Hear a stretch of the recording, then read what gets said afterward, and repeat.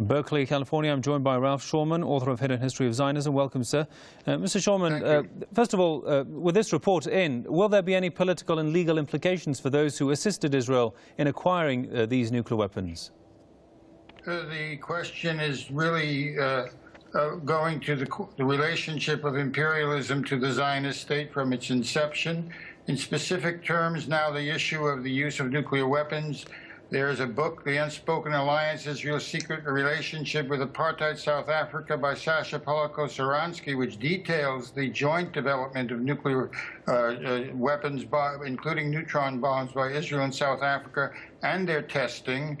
The well-known figure Mordechai Vanunu, who was kidnapped by the Israelis when he disclosed the evidence of the Israeli preparations for nuclear capacity and testing of weapons. Indeed, with the full panoply of evidence pertaining to this, he was kidnapped, taken to Israel, and held incommunicado for 18 years.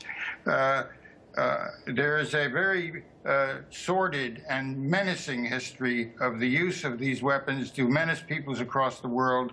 I want to give a specific example, an illumination of this, namely the view of the Cameroon disaster, which Dan Fisher wrote about in the Los Angeles Times on August 27, 1986. Deaths occurred in which people were found frozen in place as if they'd been killed by gas. This was an event in 1986 in the Cameroon. It was immediately described as an event in which the Israelis were involved. Israeli and French troops were soon to be on the scene. In fact, Shimon Peres, who was the former foreign minister and prime minister of Israel, was quickly on the scene with a team.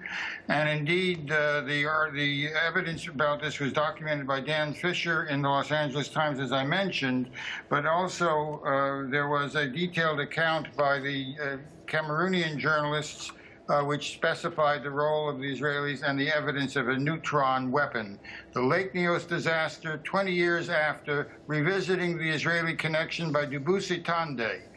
My wife and I had a role in this expose because at the time we flew to the big island of Hawaii, where a leading volcanologist in the island of Hawaii was involved in the report on what occurred in the Cameroon. He confirmed that the claims that this was the result of gases emerging from a lake, a presumptive latent volcano that emitted gases in Lake Neos, those gases that reached the atmosphere and causing thousands of people to die in their tracks frozen, while no damage to property occurred, was quickly exposed as a myth. In fact, what we're dealing with here is a neutron weapon.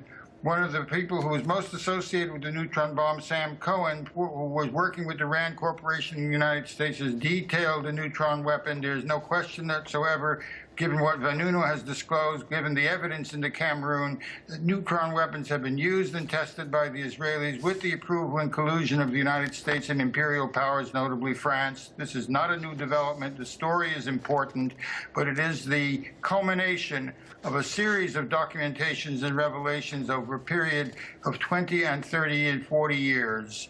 These are crimes against humanity. These are ongoing threats to the peoples of the world. They define the relationship of Israel and the Zionist state to imperialism and the utilization of the nuclear capacity and of neutron bombs and weapons of this nature to terrorize the populations they seek to dominate, whose sovereignty they wish to destroy.